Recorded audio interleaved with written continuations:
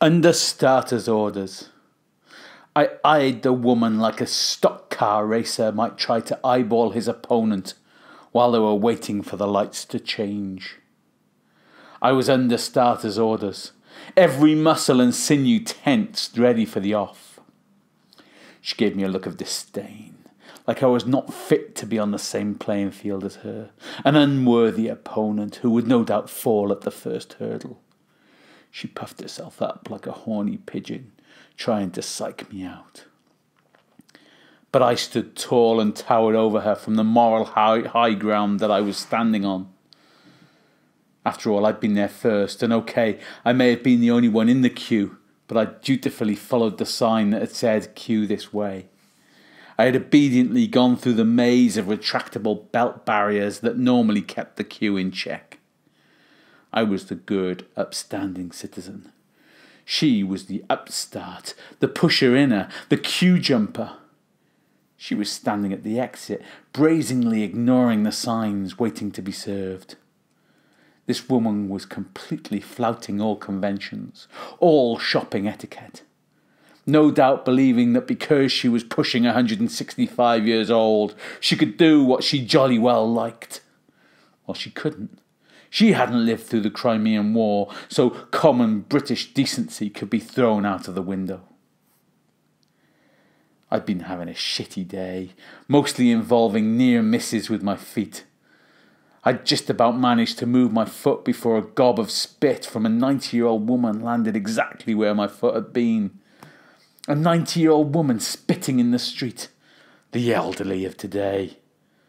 Moments later, I managed to get my foot out of the way of a tank-sized pram being pushed down the street by a pram fascist, who obviously thought that being fecund made him a superior being and king of the pavement. Mate, saying excuse me as the tram touches the fabric of my shoe is not being polite. It's pretending to be polite. Anyway, as you can imagine, I was in no mood to let this rule breaker get served before me. I watched the shop assistant as she bleeped the shopping of the customer in front of me. My muscles twitched as I waited for the starting pistol. I was in the zone, focused. I'd done my visualizations, seen myself reach the counter first and do my trademark double fist pump. I was ready. Till open. Change and receipt handed over. Thank you said, and we were off. She was closer, but I got the start, my younger reflexes responding quicker to the bell.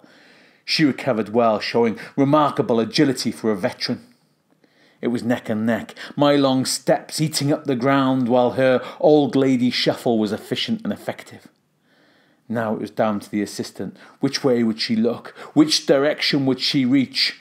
Surely she would turn to me. After all, I'd done everything right. Been there first, queued properly, she'd seen it all. But to my disbelief, she reached out to the old lady, taking her shopping offer and began to process it. I slammed on the brakes and slammed down my shopping, stamping my foot indignantly. The assistant shrugged and gave me a "what can I do" look. I turned on my heels and marched away, cutting off my nose to spite my face maybe, but content in the knowledge that I'd been morally right.